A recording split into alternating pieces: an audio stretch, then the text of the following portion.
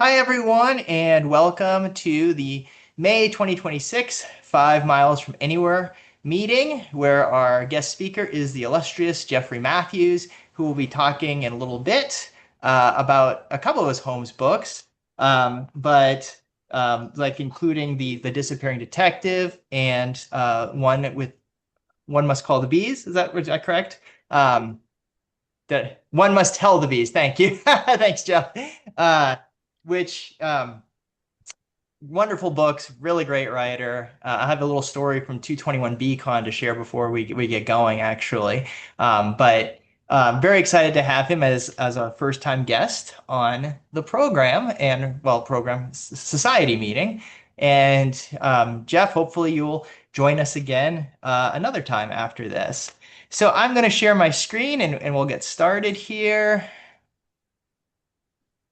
Okay, hold on a second. As usual, I'm doing something wrong. Now I'm good. Okay. All right. There we are. All right. Okay. So, a couple of things just to get us started. As always, we'll start with announcements, and then Jeff will talk about One Must Tell the Bees and maybe some of his other Sherlock Holmes writing. And then we'll have a little bit at the end, some time for discussion. So, really looking forward to it. So, not too many announcements today. First of all, if anybody happens to be in the New Hampshire area on June 2nd, oh, actually, no, that's wrong. It's June 4th. Sorry, it ended up being June 4th. Um, I will be speaking at the Sherlock Holmes Club of the Upper Valley, which meets at Jess's Steakhouse in Hanover. And it'd be cool if anybody who is in New England can make it. And if you're there, what the heck, swing by Dartmouth. You could see their Horror of the Heights. They have the original, I think they have the original manuscript of that in Blue John Gap. I know they have Blue John Gap at Dartmouth University too. You could see some of Doyle's original work, and it'd be just great to see you if you happen to be in the area. But love to do that. And that will be coming up in June. So sorry, the date should be June 4th. The Shaka Sherlockians are going to have their May and August meeting. I'll remind you of August again when we come back from our summer hiatus, because we always take June and July off. But coming up in May is Charles Prepelec is going to talk about the horror of Holmes. I believe that's next weekend. And I can't think of a better speaker on the horror of Holmes than Charles. He'll do a great job. And then in August, our own Micah Cover will be speaking on Holmes and Magic. And if you were at our March meeting, Micah spoke a little bit about it there. He'll expand on what he talked at our meeting about, and he's going to do another magic trick. So you don't want to miss that. Micah, very excited and can't wait to see you on that. So very cool. Did you want to say anything about it, Micah? Hey, Derek, longtime listener, first time caller. Thanks for taking my call. And yes, it is always a pleasure to join you guys. And thank you for promoting it. And I'm looking forward to sharing a few new things with you guys. Thanks for bringing me back. It means the world. I appreciate it. Cool. No, that'll be great. And I think the Hawaiians will love what you're going to do. So it'll be cool. And Thank you. yeah, And, and also, oh, and oh, go ahead. Sorry to interrupt, Eric, but those of you who are going to be up tonight, I will be interviewed by Bill Barnes and the Sydney Passengers out of Australia regarding the play. Oh, It is cool. it's 9 p.m. PST. So I know you guys on EST, that's midnight, literally the witching hour. But those of you who love raves or caffeine or both, please join us. And thank you, Derek. Appreciate it. And the beauty of the Sydney Passengers is they always record their meetings, so you can always That's watch it true. tomorrow, guys. Because that's probably what I'll That's have to right. do, Mr. Micah. But I don't Fair know, 10 enough. o'clock my time. Maybe I'll jump on for a bit. It'll be cool. All right, Sounds good. cool. Thank you. Excellent. All right. And one of my local Sherlockians wanted me to mention this, that Shay Porter is the name she wants. That's her pen name, but she will be speaking in Denver on May 20th. for the book When the Rose Speaks Its Name. It's actually a queer Sherlock Holmes collection. And I know they had copies of it at 221 Con, but she will be doing a reading, a Q&A session, and a signing on May 20th at 6 p.m. I will go because I'm local, so I can't wait to see her. And she is a wonderful Sherlockian, and she's been a part of our Dr. Watson's group for about 5 years now, and I'll be looking forward to it. Yeah, so that's cool. And then lastly, this was a request for an announcement that the new issue of the Watsonian is out, and Friday Hunt, our own Friday Hunt, would like to share a couple of pieces from the book that she wrote some little, is I believe, limericks for. So I'm going to stop sharing for a second. And is Friday on with us? Oh, there's I Friday. sure am. Oh, I'm excellent. even unmuted. Sweet. All right. You should. And these are straight from hot off the press, right? Yeah, I just got mine delivered from Amazon. It's about $10, like in print.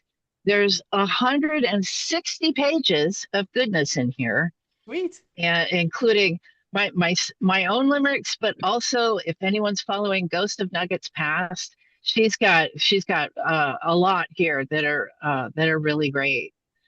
And I thought to make this a little interactive, I thought I'd read three, and the first numbers that you put in a number between one and three, put it in the chat, and I'll read that particular one. Between 1 and 3. Okay. I'm sorry, 1 and 10, but do three of them. Sorry, that's not a trick question. Okay. Okay, 3, 7, and 8. Here we go. John, I hope you know what you're doing. There may come a day you'll be ruing, moving in with a stranger who's clearly a danger. It might prove to be your undoing. Let's see. And 7 and 8. Watson is tops in pathology and other things ending in ology. Proves again and again, as Holmes' partner and friend, that haters owe him an apology. And Sherlock pursues cases zealously. Watson writes them up with fidelity, and everyone knows, it certainly shows, that Lestrade is burning with jealousy. Oh, nice. Yay. Very nice, Friday. Thank you. We might need to make this a regular occurrence that you read one of your limericks each episode. That'd be cool. Each time we meet. Oh, sure. That'd be fun. And I'm on a project to do at least one limerick for all of the stories, and Nice. I'm about a third of the way through, so I might be able to do something, be able to do something custom to the that would be unique to who's speaking or what we're concentrating on. Perfect. Love it. Love it. Be in touch. That sounds fun. Karen, Sounds good. Karen, you got a question? I do. Am I Yes. muted? Okay, No, good. you're good. You're good. I am so sorry to interrupt, but this is an opportunity Sure. that I can't pass up. I have a burning personal question. George, did you get the tea cozy? This is George Now Vanderbilt. you're muted, darling. George, you're muted, my friend. George, we can't hear you. You got to unmute. There you go. We can hear you now. Cozy yet. You didn't get it yet? Oh, I'm going to kill her. She finally finished it. She promised me she would mail it. Would you do me a favor and email me your address so I make sure I have the right address? Okay. Thank you. Or put it in the chat, whatever you're comfortable doing. She's got to send this to you. It exists now. I have been bugging her for 5 years now? So it's possibly longer. It's done. I've seen it. It's charming. She promised she would get it to you. Okay. Thank you. Apologies to everyone. No, that's fine, Karen. Thank you so much. Any other announcements? Tomorrow there is a tea brokers meeting at noon Central. Oh, okay, cool. Is it a virtual or in person, Karen? It is a Zoom meeting. Okay, cool. I'm going to put my email in the chat. So yes, I was gonna, Yeah. please do put your info in the chat. Thank you. Okay. All right, my friends. So, before I introduce Jeff, I just want to say cool story from 221 VCon. So when I went to 221 VCon, I read his book, the Easter book here. I don't know if you guys can see it with the yes. Oh, he's got it up there. The Disappearing Detective, right on the airplane in. I thought, well, this is a fantastic book. It's very good. And so I'm at my booth at the Belanger Books table, and then chatting with Rob Nunn. Some of you might know he's the head of the Beacon Society, and he's like, because he doesn't really like pastiche. He goes, I don't really like pastiche, but hey, I read this great one by this guy Matthews, and it was an Easter one, and we started chatting. I'm like, oh yeah, it's a great one. And then trying to remember who Steve Mason came up. He said, "Oh yeah, he wrote this awesome Civil War book too." So it was really cool that like we were all chatting about Jeff, and I'm like, "Hey, he's gonna be on." So it was really cool. It was very exciting, and just to let you know, like even people who don't tend to like pastiche, and there are a few who just like the nonfiction stuff, which is cool. They really like Jeff's work, and so I just want to applaud you, Jeff, because that you know Thank not you. everybody can say that. So without further ado, I'm going to share my screen just one more time and skip ahead to there's the man. Hey, and I'm going to read his bio to introduce him, and then he'll give his talk. So, okay, so J. Lawrence Matthews has contributed fiction to the New York Times and NPR's All Things Considered, and is the author of One Must Tell the Bees, Abraham Lincoln, and The Final Education of Sherlock Holmes. Called beautifully written and immediately engaging in the Sherlock Holmes Society of London Summer Journal, One Must Tell the Bees remains the first and only novel to bring Sherlock Holmes together with Abraham Lincoln during the American Civil War. Previously, during a long career on Wall Street, Matthews wrote Pilgrimage to Warren Buffett's Omaha and authored a financial blog called appropriately, Jeff Matthew is Not Making This Up. He is currently at work on the sequel to One Must Tell the Bees, which I'll be asking questions about, which will take Sherlock Holmes to Tibet in 1891 for an encounter with the 13th Dalai Lama that foreshadows the current predicament of his reincarnation, the 14th Dalai Lama, with respect to the communist Chinese government's negative attempt to take control of Tibetan Buddhism. Jeff resides in Naples, Florida, with his wife Nancy, where his favorite breaks from writing are book club meetings in person or virtually. Here we are. With his readers, visits from children and grandchildren, and when the house gets a little too quiet, playing the drums loudly. Very cool, Jeff. So let us give a virtual applause to Jeff. And I'm just going to I'm going to mute everybody else, Jeff, for now, and then I'll put you on speaker view. There you Great. go. Thank you. I hope everyone still wants to applaud at the end. I've been a fan of Bellinger books for some time. I actually did a story for a anthology that Ray Reithmeyer, who's on with us, put together under the Bellinger imprint. And so I've met Derek through emails, but never in person until this last year's BSI meeting in New York, which was just great fun. Yes, that's the book. And I'm not a BSI myself. I was invited by a friend who I know through the Lincoln Forum. And the Lincoln Forum, if you don't know it, is kind of a BSI organization for fans and scholars and students of Abraham Lincoln. And we have our own sort of BSI weekend every year in Gettysburg, Pennsylvania, at the time of the Gettysburg Address in November to celebrate the life of Abraham Lincoln. And when I went to the BSI meeting this year for the first time, I got to the ballroom. I was a little intimidated because there were so many people there. And I'm thinking, but it reminded me of my first time at the Lincoln Forum ballroom, because I walked in and hundreds of people, and they all know each other for years or decades, and yet we're all Sherlockians, and so everyone's very friendly, and we immediately start talking, and I immediately make friends. In fact, one of the first people I met was Nicholas Meyer, author of 7% Solution and other fine stories. And that was a huge book for me. When I read it when it first came out, and it blew my mind. This idea that you can put Sherlock Holmes together with this historic real person, Sigmund Freud. I mean, I just didn't know you could do that. And I won't say it was the reason I ended up writing One Must Tell the Bees and bringing Sherlock Holmes together with Abraham Lincoln, but it certainly was a sort of gave me permission to think I could do that someday.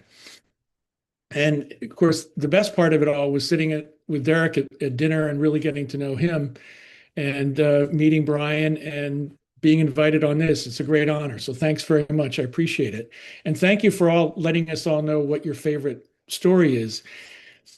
Mine now is the Blue Carbuncle, but when I was a kid, my first story that I loved was The Speckled Band. And the reason for that wasn't because it was a ripping great yarn, although it was, but what intrigued me about that story was the mistakes, the famous mistakes Conan Doyle makes. I was just a kid, but I was snake crazy, and I knew enough about snakes to know that they don't have developed ears, so the whistle wouldn't have done much good, and they certainly don't drink milk. You know, the sort of the image of a nest of baby cobras trying to nurse from their mother with those fangs getting in the way just cracked me up. I couldn't believe he would make that mistake. But the mistakes didn't turn me off the story. They inspired me. I realized for the first time, this guy made this up out of his own imagination. And that was a revelation, because until that moment, I didn't know where stories came from. I didn't know you could just make up a story, and if it was a ripping good yarn, even if it had a couple of mistakes in it, people might want to read it. And in that moment, I decided one day I'm going to write my own Sherlock Holmes story. Now, I had a career that intervened, as Derek said. I had a career on Wall Street, got out of school, degree in finance from Lehigh University, went to New York, and by day, I secretly wanted to be a writer. By day, I wrote research reports on international oil companies for Merrill Lynch clients. But by night, I went back to my grubby little apartment and wrote short fiction, short humor. I wanted to be James Thurber, as ridiculous as that sounds today. If you've never heard of him, he was a humorist for The New Yorker. His most famous story is The Secret Life of Walter Mitty. And I would write stories, short stories, and send them to the magazines. I'd start with The New Yorker because that's where Thurber worked. And they would reject it and send it back. I'd rewrite it, send it to the Atlantic Monthly. They reject it, send it back. I'd rewrite it, send it to Harper's. I had about 7 or 8 publications that I would do this to. And by the way, that was in the days before email. So you had to send a self-addressed stamped envelope. And it was also when I started using a pen name, J. Lawrence Matthews, only because I didn't want my bosses at Merrill Lynch to know what I was doing. But you should know that I'm Jeff Matthews, always have been. The only people who refer to me as J. Lawrence are those spammers who send me those emails where they scrape all the reviews off of Amazon and tell me these wonderful things about my books and how they can help me promote them on TikTok if I pay them an ungodly amount of money. So please call me Jeff. In the course of 2 years, I had 3 stories published. One in the New York Times, one in the Boston Globe, and one, as Derek said, was read on National Public Radio, All Things Considered, which was a real hoot. That was fun. And for those 3 stories, I was paid a grand total of $150. The New York Times was the only one that paid. So I said, I got to focus on this Wall Street thing. So I did. But out of that, I developed a financial blog, as Derek said, that I wrote about Wall Street, things happening on Wall Street. And one of the things I wrote about one year was about my visits to the Berkshire Hathaway shareholder meetings in Omaha that is going on actually today. I wrote a very long piece. I called it Pilgrimage to Omaha, about why people go to this meeting and what they get out of it and what makes Buffett such a unique investor. And from that, an editor from McGraw-Hill called and asked if I would turn it into a book. And I said, you bet. Always wanted to write a book. Great. And I did. And I figured when I'd finished that, okay, now I've learned how to write a book. I'm going to write my Sherlock Holmes story. And I began work on what would become One Must Tell the Bees. The title at the beginning and for the first 10 years was The Death of Sherlock Holmes. I decided I was going to write the true, unvarnished story of the very last case of Sherlock Holmes. And I thought it was a great idea. I didn't know about Baring Gould. I didn't know that there'd been a biography of Sherlock Holmes that had been somewhat widely adopted as sort of part of the canon. I didn't know there was a cottage industry of people who wrote pastiches. I didn't even know what a pastiche was. When I was writing this, I didn't learn until I finished the book 12 years later that it was called a pastiche. I was telling a friend about it. Oh, here's, I wrote this book. He said, oh, you've written a pastiche. I said, well, no, it's a Sherlock Holmes story. He said, yeah, those are called pastiches. So I was very naive when I started out, and I'm glad I was, because I don't know if I would have had the nerve to try to write the story of the death of Sherlock Holmes if I had known about all of this. And it took a while, because not only is writing fiction way harder than writing nonfiction, but I had a full-time job and I hadn't really learned how to write every day. I hadn't developed that discipline. So it's taken me a while, but thank goodness it did, because about 2 years into it, a second idea popped into my head one day. Sherlock Holmes meets Abraham Lincoln. And being a Lincoln guy, I just thought, wow, wouldn't that be cool? The greatest fictional character of the 19th century meets the greatest historic figure of the 19th century, and I would argue the most consequential historic figure of the 19th century. Who wouldn't want to know what Sherlock Holmes and Abraham Lincoln talked about? And so I set about writing it. Now, I happen to believe that I was doing everything in accordance with what I think of as the canon, which to me is those books, the Conan Doyle stories. And my take on His Last Bow is a little different. I view that a tall, gaunt man of 60 as an estimate by a narrator who doesn't know anything about Sherlock Holmes. This, as you all know, that was one of two stories that was narrated by a third person.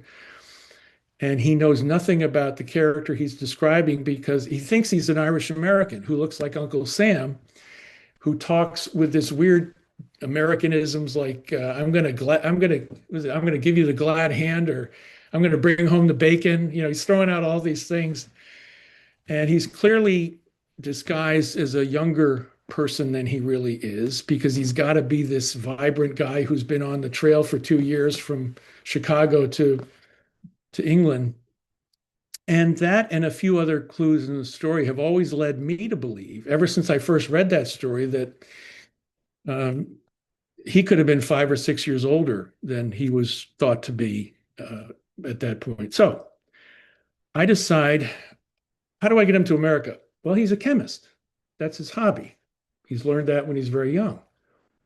I'm going to bring him to America as a chemist at the DuPont Gunpowder Works in Wilmington, Delaware. DuPont made half the gunpowder for the Union Army, as you may know. And DuPont at the time was working on trying to develop smokeless gunpowder. So I'm going to bring Sherlock to America with Mycroft orchestrating this in conjunction with Edwin Stanton, Lincoln's war secretary. Bring him to DuPont. He's going to work on researching smokeless gunpowder. And being young Sherlock Holmes, he's going to uncover a Confederate gunpowder theft ring at DuPont. which will endear him to Edwin Stanton to no end. And Edwin Stanton will find things for him to do outside of DuPont that ultimately lead him to become involved in the manhunt for John Wilkes Booth, which we now know was his very first case. That's my story. And I think I've got two different stories. Death of Sherlock Holmes, his Sherlock Holmes meets Abraham Lincoln. First case, last case. But I realized they were kind of bookends of a biography that I had to create for Sherlock Holmes. And so I started to intertwine the stories. And then something else happened at that time outside of my control that totally altered the book. And that is, we began to reevaluate that period of our history, that Civil War, in the public square. And it began really after a terrible church shooting at a Methodist Episcopal church in Charleston. It was the South Carolina decided to remove the Confederate flag from the Capitol grounds. Other jurisdictions began to follow suit, and we began to have a debate, not always polite, but we began to have a debate. And I thought it was worth having personally, because I'd been visiting battlefields in Virginia for decades, really. And it never ceased to amaze me that when you drove from Washington, D.C., our nation's capital, you crossed the Potomac, got into Alexandria, Virginia, you were now driving on Jefferson Davis Highway. That always kind of blew my mind.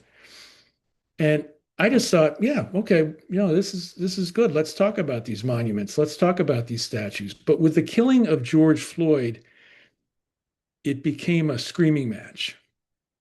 And in some cases, mob rule, to the point where a bust of Ulysses S. Grant was actually pulled down in a park in San Francisco one day by a Twitter mob who had heard that Grant had once owned a slave.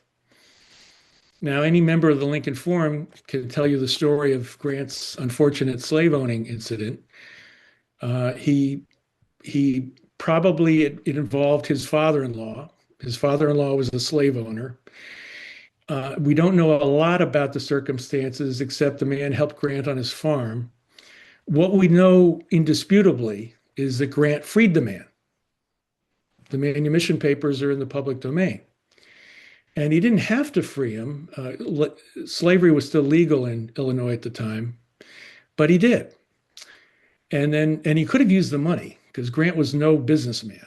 His farm failed, everything failed, until he became the lieutenant general of the Union Army. And as lieutenant general, of course, he went on to free hundreds of thousands of slaves. So I see this going on, and I realize I've got something to say about this, not in a pedantic way, but I've got a point of view, and I realize I've got the perfect vehicle to say it with: the logical, thoughtful, rational, intelligent, observant, and unbiased, because he's from England. He's never experienced slavery until now, Sherlock Holmes.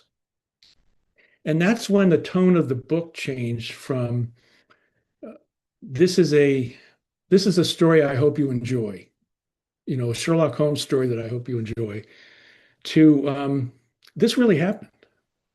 This happened. And I wrote it as history, obviously with Sherlock Holmes in the middle of it, but I really wanted to make some points about understanding your history before you try to rewrite it. And that's when the book took the shape it took. And I was really excited when I finished, because I was having my picture taken for the cover, and the young woman who was assisting the photographer came up to me during a break, and she said, I didn't know Sherlock Holmes was involved in the manhunt for John Wilkes Booth. And I said, yeah, pretty good, huh? Sherlockians, on the other hand, were a little more on the fence because of this idea: could Sherlock Holmes really have met Abraham Lincoln in 1864 and been of an age to have any meaningful interactions? And it was sort of slow going, but one day I got a very nice email from someone I didn't know at all, named Ray Reifmeyer. And he included a review he had written of the book for his newsletter. And it was the kind of review you daydream about. It was so nice and insightful. And I reached out to Ray and said, "Well, thank you. This is really kind of you. What provoked you to do this?" And he said, "Well, um, I got so tired of talking to people about the book and having them say, well, they weren't going to read it because it couldn't have happened. And I just kind of wanted them to know why they should read it." And subsequently, it got that very nice mention in the London Society Summer Journal. So all's well that ends well. And I'm I should it's not a I shouldn't say this, but I'm proud of it, and I'm glad I wrote it. And my reaction, my experience with Sherlockians, and I'm going to leave time. I'm going to try to finish in the next 5 minutes because I love questions, so I'm not going to run out the clock. But my experience with Sherlockians following the publication of One Must Tell the Bees led me to my next book, which is just a novella. It was a story I did for a David Markham anthology, an Easter story. And I really liked it, and I wanted to publish it as a standalone novella, which I did with a previous story called The Case of the Disappearing Bone, Beaune. It's a French wine mentioned once in the canon very early on. And that's a Christmas story that we did a couple of years ago that was also grew out of a story I wrote for an anthology. And I wrote this Easter story, The Case of the Disappearing Detective, in which Sherlock is thinking of retiring to the South Downs, and he gets a case about a lighthouse on the southern coast of England. He solves it before the client leaves the room at Baker Street, but he decides he's going to go down anyway to investigate because he wants to meet an estate agent and look at some houses. And it turns out the estate agent is a Sherlockian who has all these ideas about Sherlock's life that mirror what Baring Gould came up with. And he entraps Sherlock Holmes at the lighthouse with a group of other Sherlockians. And they are so excited because they're going to get the unvarnished truth from Sherlock Holmes about all these suppositions they've made and fill in all these gaps of things they don't really know about. And Sherlock is just nonplussed. He doesn't get it. It's like, how did they come up with January 6th as my birthday? And why do they think Watson has three wives? And why do they think I have an older brother named Sherrinford? And he sort of gets the clues and where they come from, but the fact that they're this into it. And Watson actually is the one who provokes him to you've got to set them straight. Because Watson is really upset that they're going around saying he's had three wives, because he's only had two. And his second wife is pretty upset about this.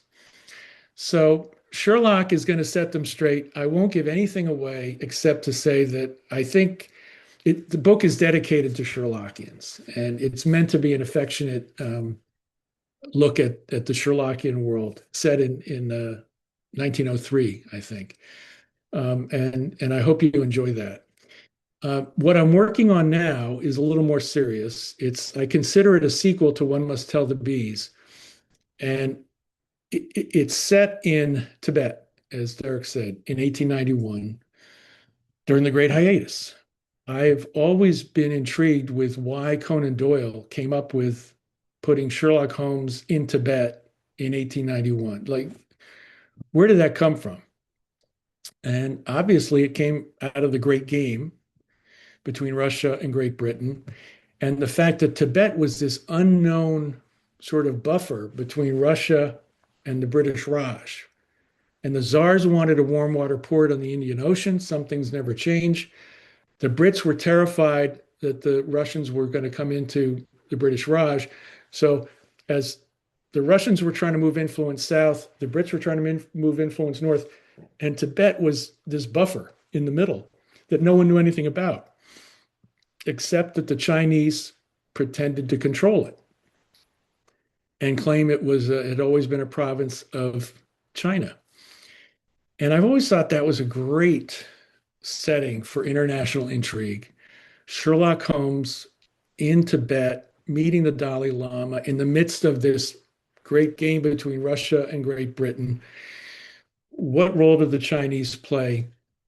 And it's going to be much shorter than One Must Tell the Bees, but it's going to foreshadow, I hope, what China has ultimately tried to do to Tibet, which is they took it over. The Chinese Communist government under Mao in 1950, they invaded, killed maybe 1 million Tibetans, 20% of the population, destroyed 6,000 temples and monasteries, and I mean did terrible things. Uh, Desecration, made Buddhist monks do horrible things, and took it over.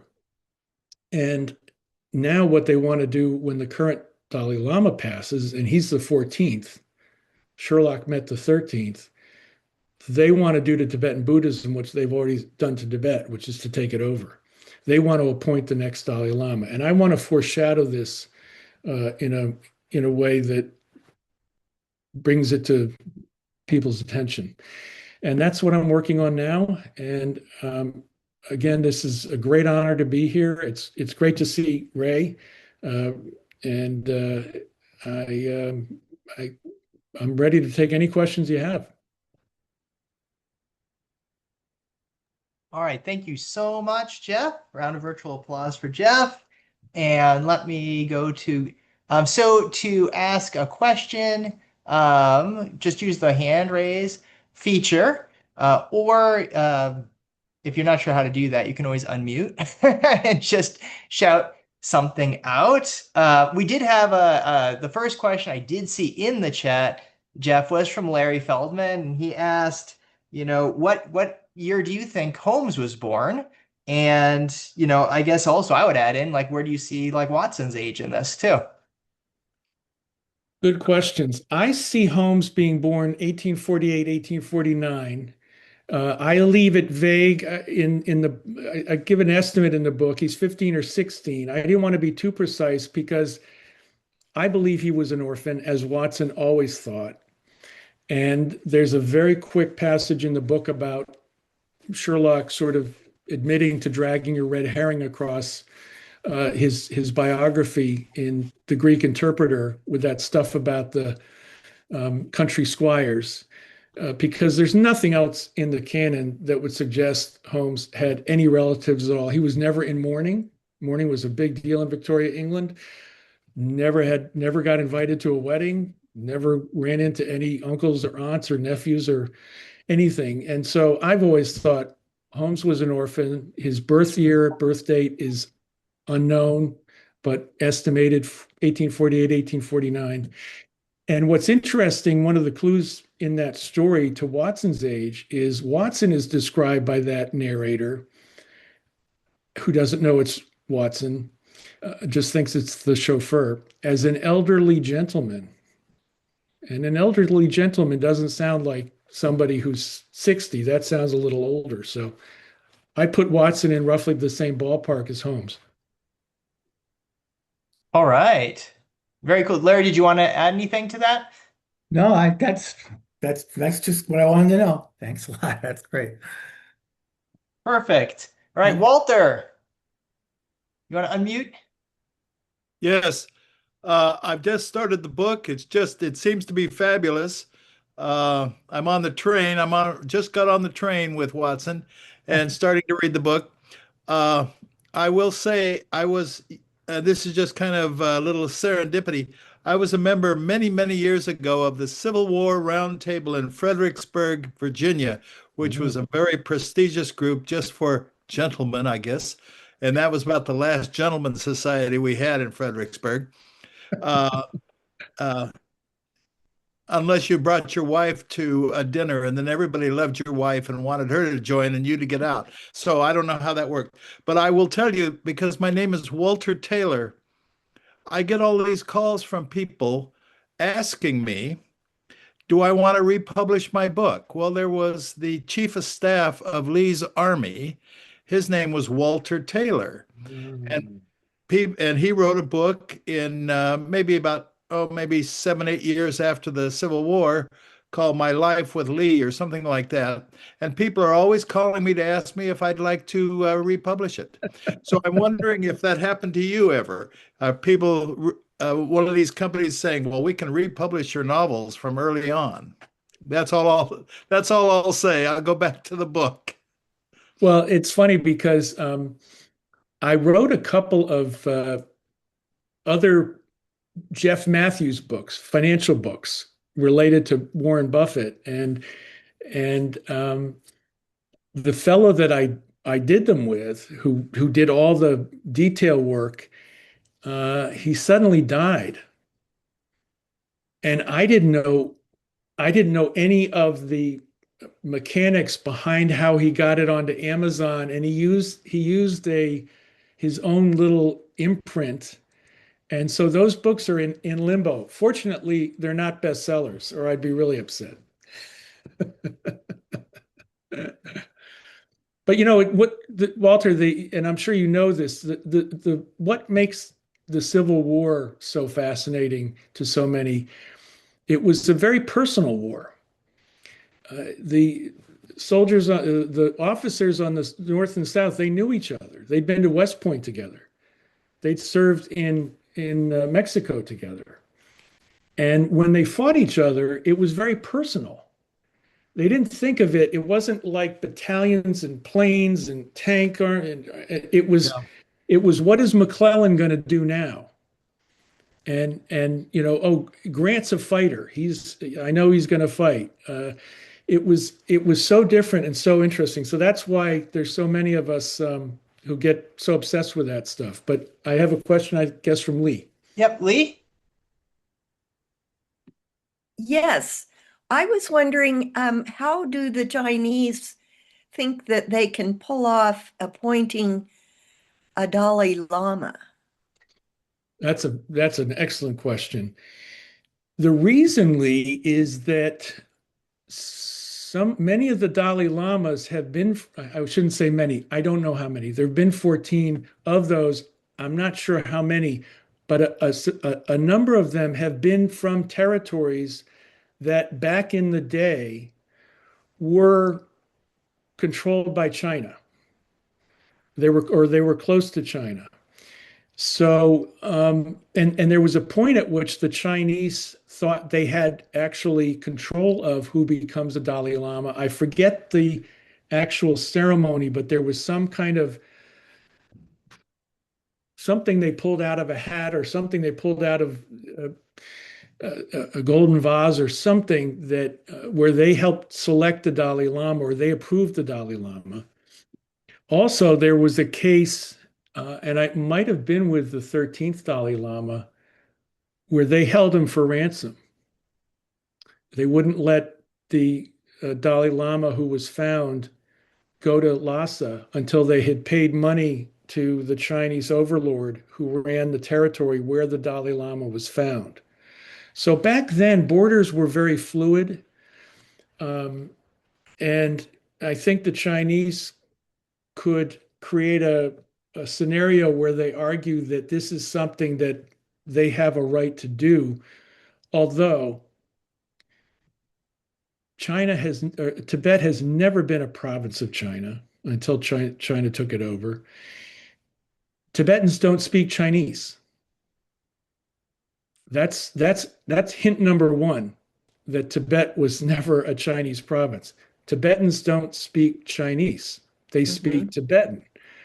And their alphabet, their written language, is based not on the Chinese Mandarin pictograph vocabulary, which is the only pictographic vocabulary in the world as far as I know. It's based on Sanskrit from India. So, but the Chinese will find a way to put themselves in that position. And it's really unfortunate because I don't think people understand how close we are to an end of Tibetan Buddhism.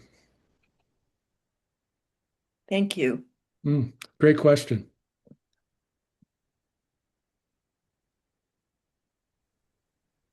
I have a question for you, Jeff, if you don't Sure. mind.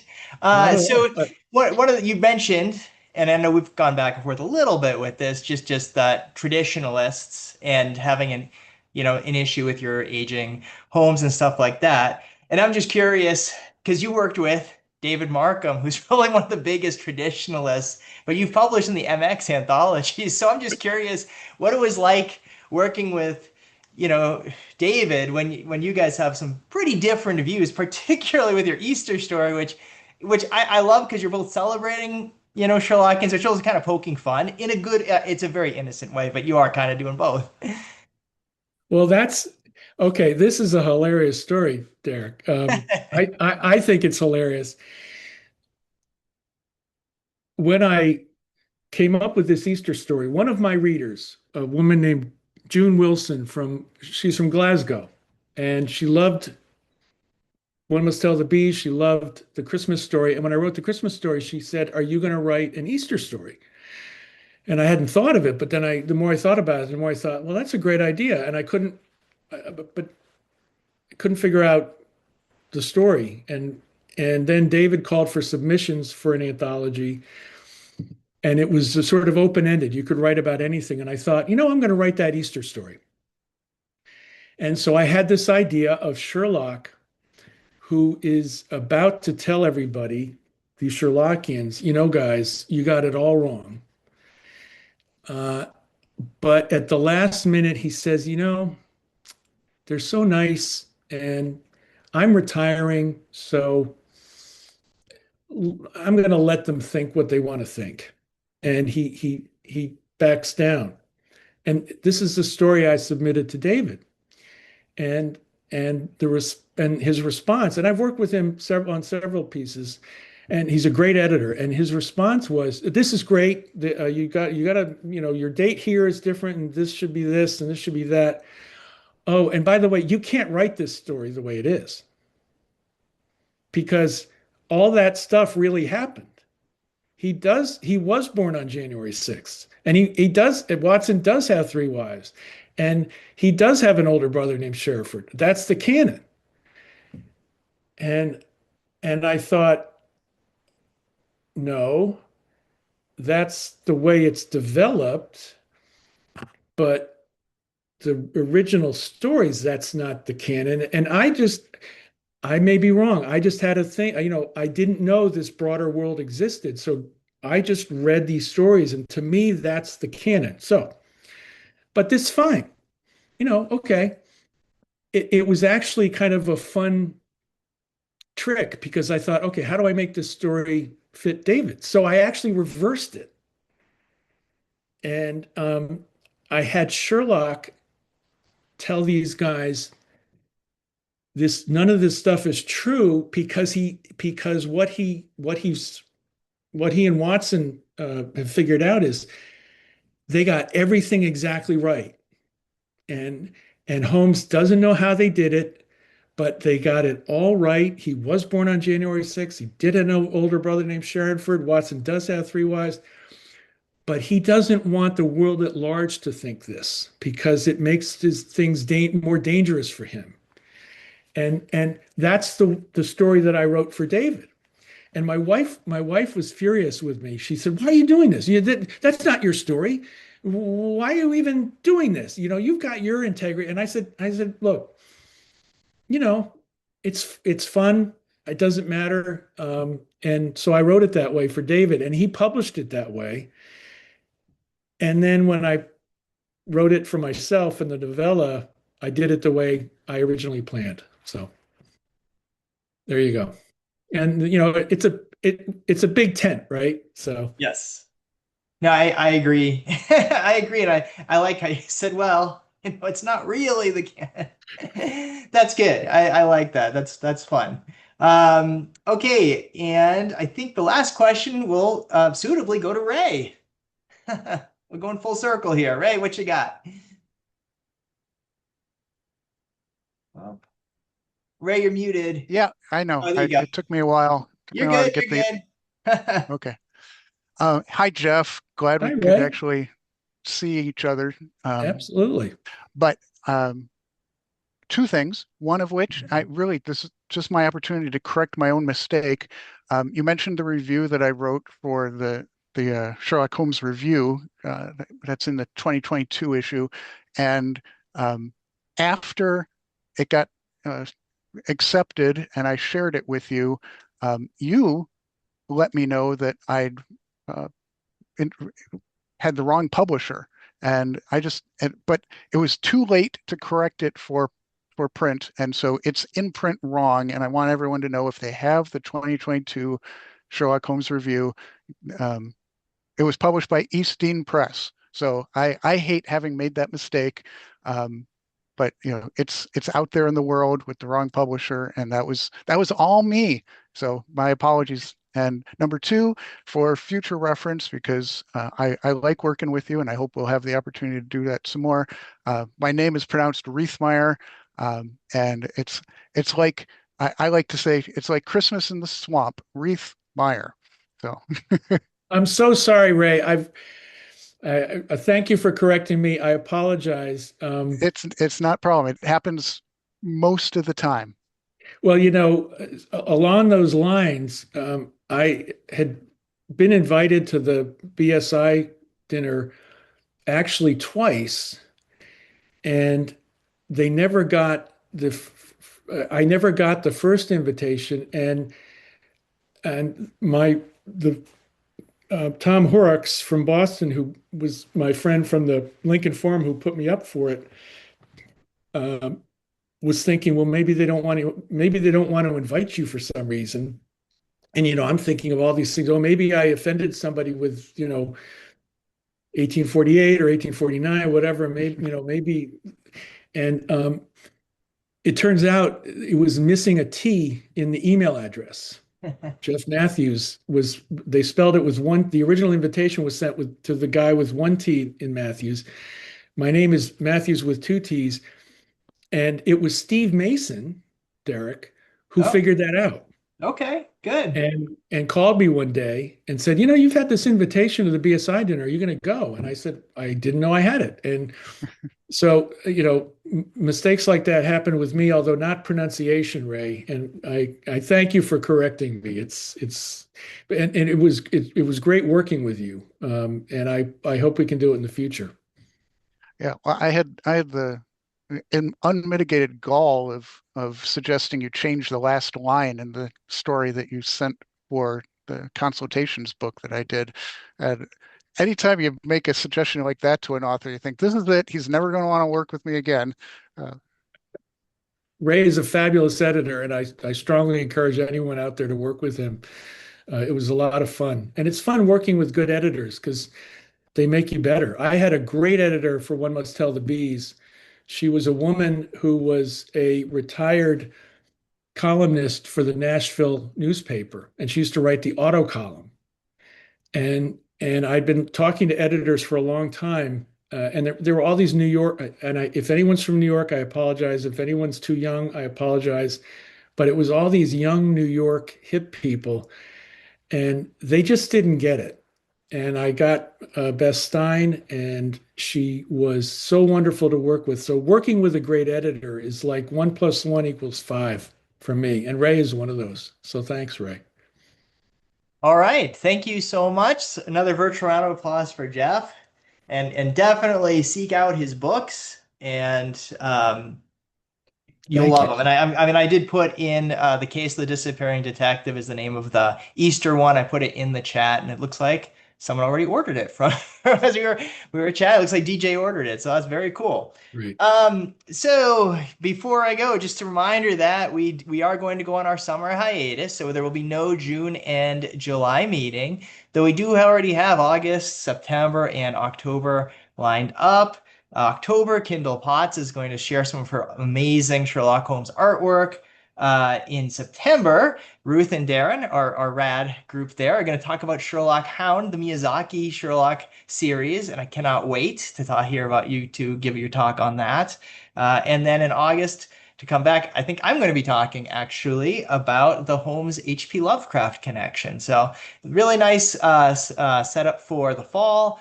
And looking forward to everybody. And I will see you all in August. So take care, everyone. And Jeff, again, wonderful talk. Thank you for being here. Thanks very much. I really appreciate it. Take care, all.